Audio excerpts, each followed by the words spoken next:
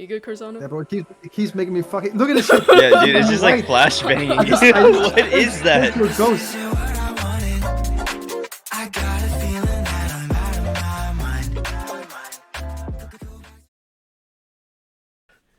So, you guys want to introduce yourselves first? Sure.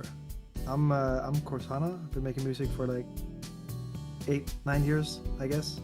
I am a producer, mixer, master, and all that stuff for Maybe Blue. Yeah, I think that's basically it. From Denmark, Nice. 21 years old. Checked all the boxes. Hey, I'm Maybe Blue. I'm a music artist, singer, songwriter, producer. I work really closely with Gustav on the Maybe Blue project and everything that has to do with that. If you guys were stuck on an island, like what 3 things or persons would you bring? So this is like, let's say hypothetically the island has electricity and Wi-Fi, then I would definitely bring my computer. What's the island have electricity and Wi-Fi? Okay. No, because then otherwise my computer would be useless. But it's, you know, and then probably bring my girlfriend. Probably a fuck ton of maybe energy drinks. That's it, like Monster.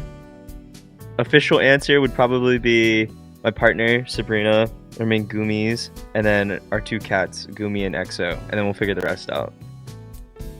That's awesome. But unofficial answer, air fryer, like solar powered, lifetime supply of hot dogs, and then lifetime supply of hot dog buns.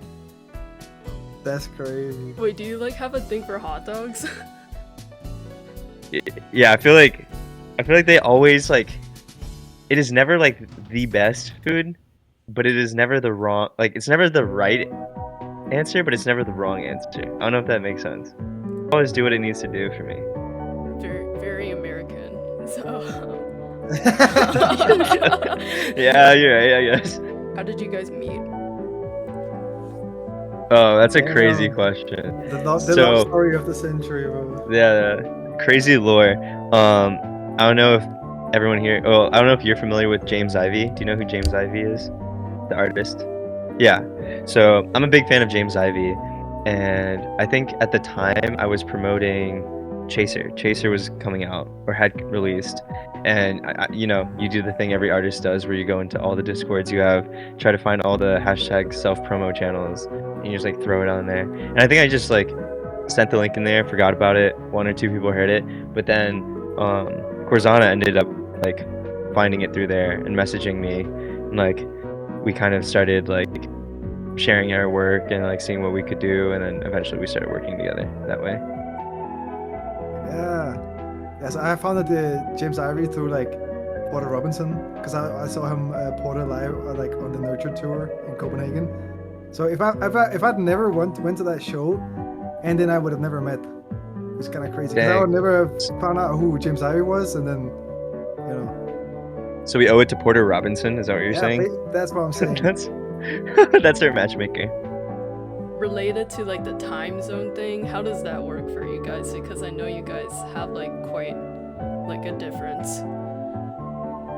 I mean, Oh, I just make Korzana work like on my time. I was like, I you just just stay up staying, bro. You're just staying up really late. I don't work any earlier than like I would normally work on music. He just ends up staying up later. Maybe that'll change one day. Maybe not. I don't think so. Yeah, I don't think so either. Like, so usually it's like Andy wakes up at like 4 p.m. my time, or that's like usually Yeah, I when don't take... wake up. That's just when I'm No, done with work. that's like when you get on the PC or whatever, when I feel like I can contact you. And then from there, that's like usually after I've been to work already, so I'm free anyway. But if you gotta go into work, then we can't really work, because then that like takes up the entire space, and then it'll be like what, 1 a.m. or some shit for me. Yeah, you'll start at like 11, 12, And 1. then that day is gone. But so it's like we communicate a lot on when like you're working and stuff. So to try to fit in as much time as possible, obviously. Do you guys have any dream collaborations? Okay, this is for you, Andy. That's a you question. Okay, you have a dream collab for us? I mean, I'm trying to look in our DMs right now because I feel like we pinned a comment on like what our collabs Oh, would be. dream collabs. Because like we've talked about, okay, like realistic people we can collab with and like long shot people, like very long shot. I don't know. I feel like we've talked about like somewhat realistic, maybe like Ryan Hall. Yeah. A lot that we both love that guy so much. At least I'm a very, very big fan. Ryan Hall would be really cool. I think I really enjoy like everything he does, and like I love his guitar work. He's a brilliant guitarist, so it really like translates over when you combine that with like production. But another one would be Aldrich. I don't know if you're familiar with Aldrich, Aldrch. He kind of also makes like that like electro pop kind of like punk sound. That's really cool. Saw a show of his in DC, and he was like such a down to earth guy. He works with like Elroy and Ryan Lehan and that kind of group of like more hyper pop people. But then a dream collab for me would be No Rome. Like I really like what that guy has been doing, and like his recent collaborations on the Boy Life album, like the guy who opens for Keshi, is really cool. Yeah. Also, yeah, for like more producer people, probably like we talk about Yaego, like Yaego. That guy's crazy. Yeah. He's also DC based. He's been making really cool electronic music. Did you want to like talk about your process on how you make your videos? Yeah, of course. Yeah, the year off was not really intentional. It was kind of like you just got stuck in like a writer's block or like an editor's block or an everything block. It all started because I did want to level up my visuals, and I did want to do some crazy stuff. So the visuals for New Game Plus or NG Plus, like that like car scene where like it flies into the city, like that literally like blocked so much progress, because like it was so hard, like coming from a dude who just makes music and like never works with anything 3D or stuff, like trying to make something like that like took so much time, and then it ended up like killing all my motivation. That alongside like other like musical blocks and stuff like that. But to come back to your question, like what goes into editing a video, usually it's like it comes from an idea of like, all right, what do we want to edit to? Like what part of the song do we want to use, or like how much of the song do we want to use? And then we script around that. And then a lot of it is compositing, which is just like we come up with as many cool visuals as we can, as many of them tying into the lyrics and stuff like that. And that's usually done by my partner, and she hands them to me, and then I end up like going crazy on the edits.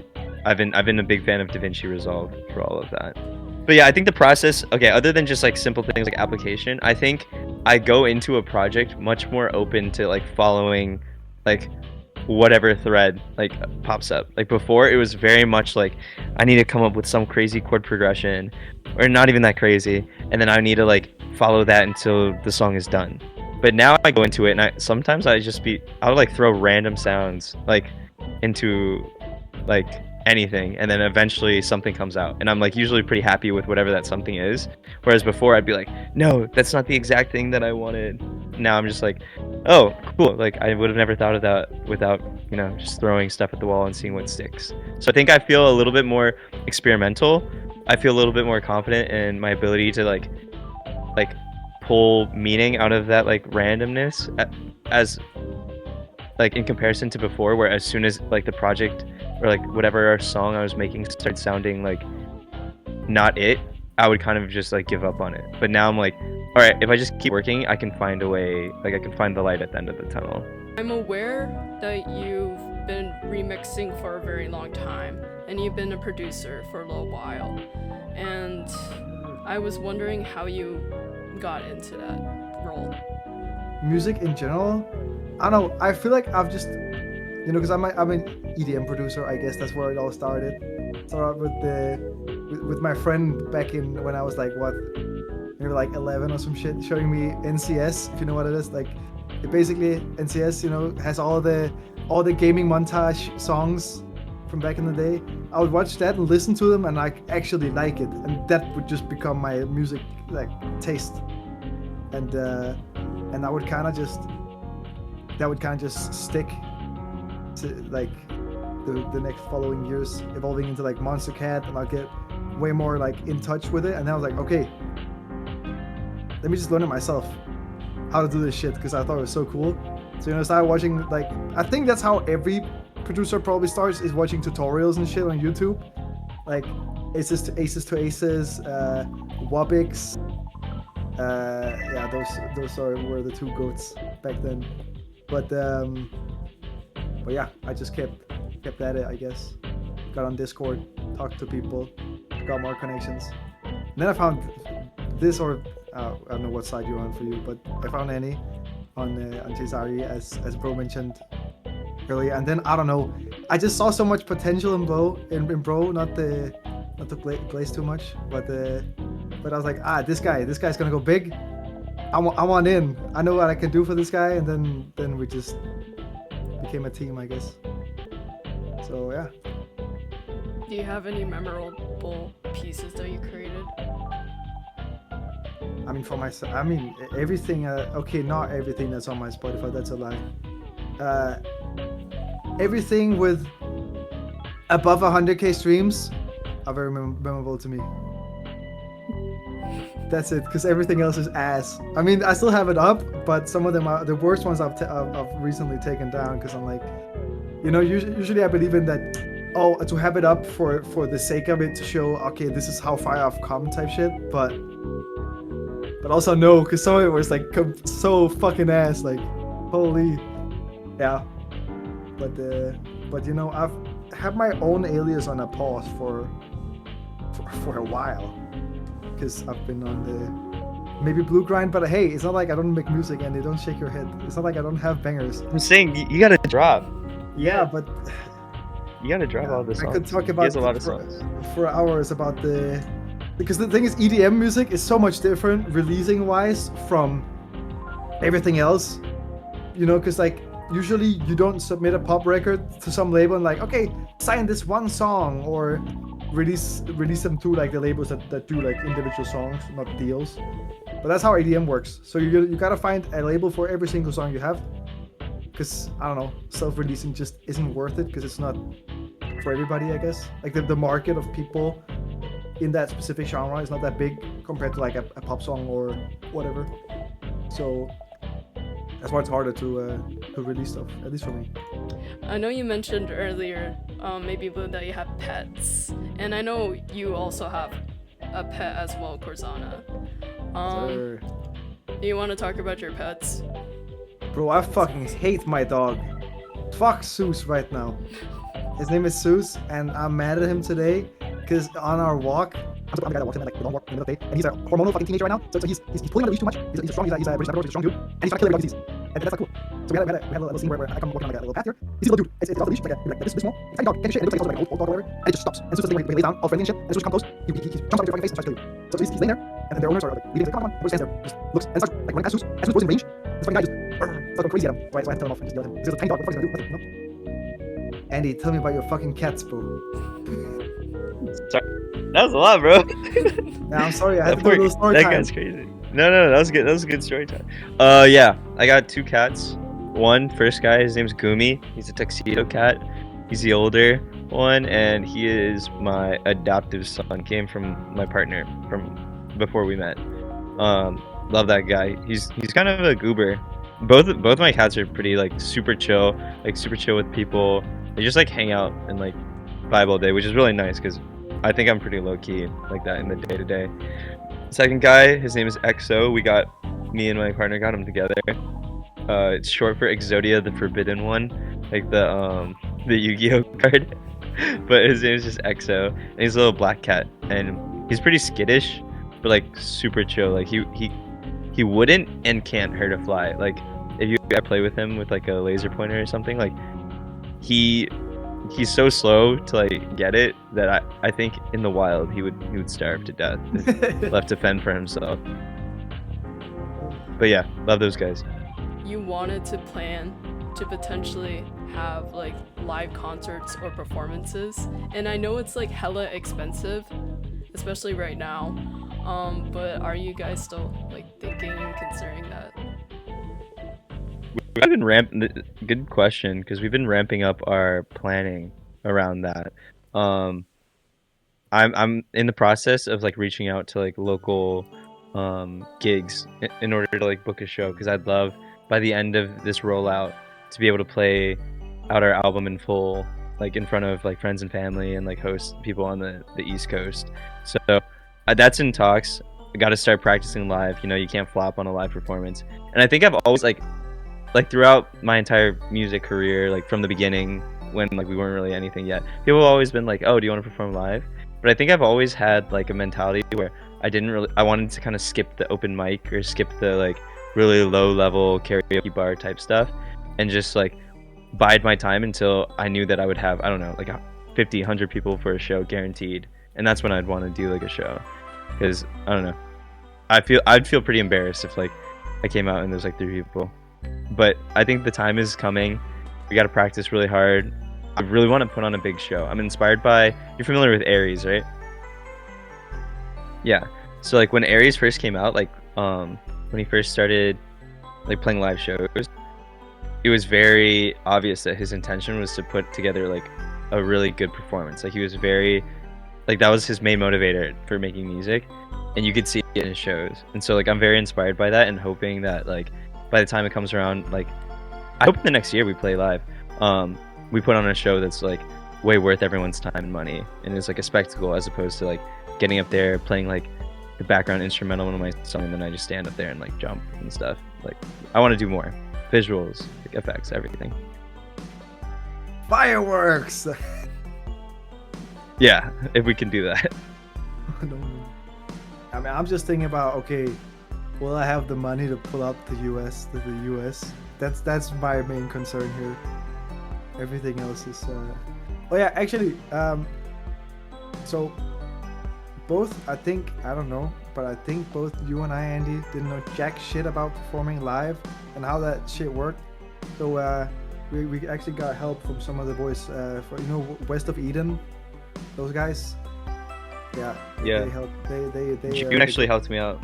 Shout out to June from West of Eden. He like put like set aside some time and like literally gave me the top down view of how to do a live performance. So shout out those guys. Related to like live performances and doing stuff in person, have you guys thought about meeting each other? Sure, we've been planning. Like I'm very happy to host Korzana if he were to come to the States. But I think it is a matter of like financials as well as like timing. Like considering maybe like he can only come over X amount of times, like we'd want to plan it around, like let's say if we have maybe a Blue Live event with like the whole Blue Tomorrow collective and whatever, like then we would want him there for that. Yeah, but also it's actually kind of cheap, I think, right now to go to the US, at least from Denmark, because nobody want to go to the fucking US right now. Y'all crazy over there. So I mean that's just how it is. So I think maybe not. I feel like our best shot is like next summer. That's at least when me and my partner are like planning to go travel and stuff. But obviously, if a show comes pre that, then we'll see what we can do. You know? Yeah, if he came over, I'd want to show him like East Coast stuff, like DC, New York, hang out, definitely make music as much as possible, meet a lot of my like IRL friends. Yes, bro, that would be so fun. Also try crumble cookies. I know you think they're mid. I think they're so mid. I think they're so mid. I'll stand on that. Unless they want to sponsor me, then I love crumble cookies. Give me the Benson Boone 2. Give me the Moonbeam ice cream cookie number 2, bro. But like, no, I think there are better cookies to be had. Yeah, no, but it's just because it's so I don't know, so American, and my girlfriend is really into that type of cookie. I guess we don't really have that shit in here in Denmark, so we would try that. Other than the meeting up potentially and performances, do you guys have any future plans that you'd like to share? I mean, not really. We haven't really discussed like any more than that. Yeah, I think just expect more music on the horizon, like much more music. I saw someone post on their story, like another musician, and it was just like, oh my god, like I'm working on album 6 right now, even though like I haven't released album 5 and album 4 just came out like a month ago. Kind of like that situation. Like we got a lot of music that I really do want to share with everybody who wants to listen, and we're just gonna keep working as hard as we can to like get it out and deliver it in a way where, you know, it's something that we're proud of. Yeah. And that's been the worst thing for me, is waiting. Like, you know, you're sitting on a gold mine, and then you have to wait to give it to the people. Dude, because like Only One I Trust came out a year after it was finished. That's fucking crazy. You know, because I'm the type of guy to like make something, even though it's not fully perfect, I'm like, this is fucking sick. Here, take it. We don't do that here at MAB Blue. No. And that's, so it's been like a low-key running joke. Like we finished the song. Well, can't wait till this releases in 2 years. Yeah. And then yeah. But it's fine. It's fire because then it feels so much better when the music actually is out. Just a quick note to everybody that's watching this. Stream facelift because that just came out, and Only One I Trust. So. Yes, sir. They're awesome. Thank you, yeah. And then also all their socials will be in the description, so check that out as well. So thank you so much for chatting with me again. Of course. Thank you for Let's the do it again opportunity. sometime. Thank you.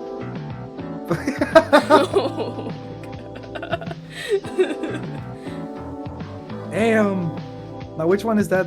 Is that Gumi or EXO? That's EXO. That's Is EXO. that EXO? Bro, is Bro that big now? What He the got hell? big. He's fat now. He's like, he has a fat mentality.